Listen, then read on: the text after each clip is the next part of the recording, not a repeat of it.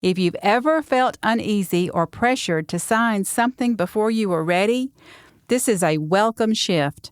Buyers in Alabama are no longer required to sign our buyer agency agreement before touring properties. Yay! Hey there! Welcome to Your Real Estate Mama. I'm Jan Scott, and I'm here to help you navigate the ups and downs of buying or selling a home.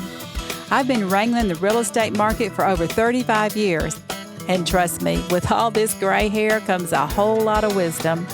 I'm excited to share tips, a little humor, and plenty of encouragement to make your journey easier. Whether you're new or a regular, I'm so glad you're here. Follow the show for new episodes every week, and together we'll grow and help even more folks. Hey everyone, it feels so good to be behind this microphone. It's been a while. I sure have missed you, and I'm so grateful to be back. The Scott family has had a handful of unexpected events recently. Life has a way of tossing things at us when we least expect it. Some are hard, some are confusing, and some just don't make a bit of sense. But through it all, we hold on, we keep moving forward, and trust that there's a purpose in it all. Over my lifetime in real estate, I've seen a lot of changes. And while I didn't always understand them at the time, looking back, I can honestly say most of those changes made things better. Change isn't always easy, but it sure can bring growth. Today, we're going to talk about one of those changes, an important update that took effect right here in the state of Alabama on April the 18th, 2025. If you're buying a home or even thinking about it, this episode is especially for you. I'm going to walk through the recent changes to our buyer agency laws and talk about what it means for both buyers and sellers moving forward. The biggest and most talked about change is this. Buyers in Alabama are no longer required to sign our buyer agency agreement before touring properties. Yay! That's right. If you've ever felt uneasy or pressured to sign something before you were ready, this is a welcome shift. Now, real estate agents can show you homes without requiring that formal agreement up front that I talked about in Episode 4. This allows buyers more freedom to explore, get a feel for the market, and most importantly, find an agent who truly fits their needs without feeling locked in too soon. This new law offers flexibility and empowers buyers to make more informed decisions without unnecessary pressure. Now, with this new flexibility, there are still a couple of important forms you may see early in the process, but these are mainly for informational purposes to help you understand how your agent is representing you. One key document here in Alabama, which we have had in Alabama since the 1990s, is called the RECAD form. That stands for Real Estate Consumers Agency and Disclosure Act.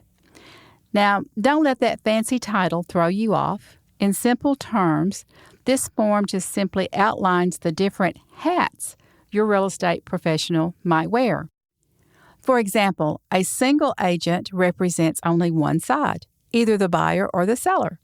If you're a buyer and you choose to work with a single agent, you typically sign a buyer agency agreement that explains how the agent gets paid and what their services include. Then there's the transaction broker role. In this case, the agent doesn't really represent either party directly. They act more like a facilitator, helping with the paperwork, answering questions, and assisting with negotiations without giving advice or advocating for one side. Then you'll see subagent, which 99% of realtors do not use anymore, but it's still listed on the form. And finally, there's the limited consensual dual agent. This is when the same agent represents both the buyer and the seller in a transaction. It's only allowed when both parties are aware of it and agree to it in writing before any contract negotiations start. While it might sound tricky, it can work smoothly when handled with integrity and transparency. No matter what role your agent plays or what hat they wear, Alabama law requires all real estate licensees to treat every client honestly and in good faith. They're expected to exercise reasonable care and skill, Keep your confidential information private unless otherwise required. Present all written offers quickly and answer your questions accurately and completely. Even if you haven't signed an agency agreement, there's still a lot an agent can legally and ethically do for you.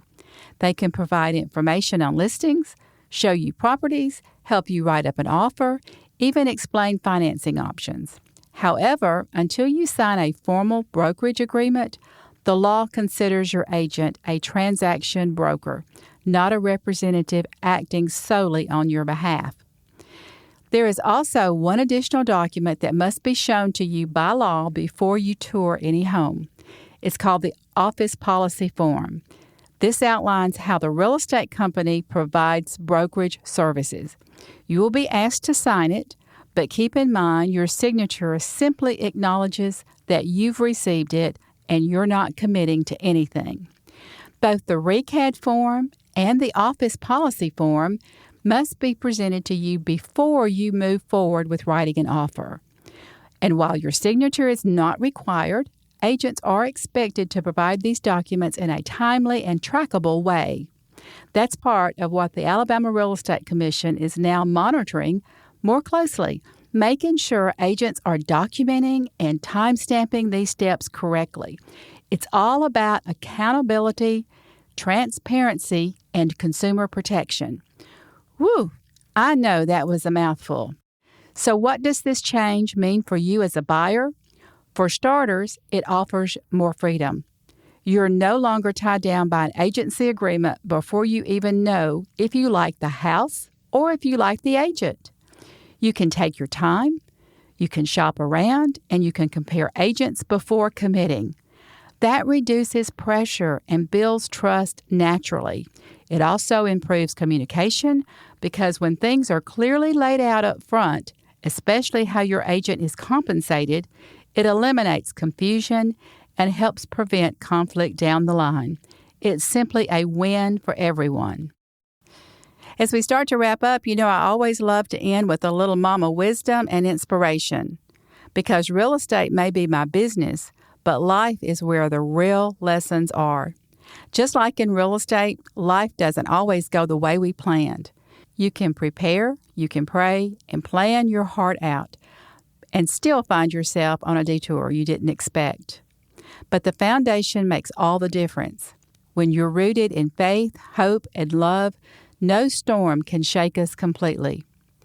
If you're in a season of waiting or standing in a place you've never imagined you'd be, I want to remind you that God isn't surprised. He's still working behind the scenes. There's purpose in your pause, even if you can't see it yet. There's a verse that sits framed over my desk for the past 30 years, and it's carried me through many seasons of uncertainty. It's Isaiah 40:31 and says, "For those who hope in the Lord will renew their strength. They will soar on wings like eagles. They will run and not grow weary. They will walk and not faint." That's the kind of strength we need, not just for real estate, but for every step of this journey called life. Well, that's a wrap. Follow the show for new episodes every week. Don't forget to leave a review, rating, or comment on your favorite podcast platform. Feel free to send me an email to jan@yourrealestatemama.com. I love hearing your questions and comments, and I'd be happy to help you find a great real estate agent anywhere you live. Be sure to follow me on Facebook at Your Real Estate Mama Podcast. Until next time, y'all take care. Happy house hunting, and remember, you should always listen to your mama.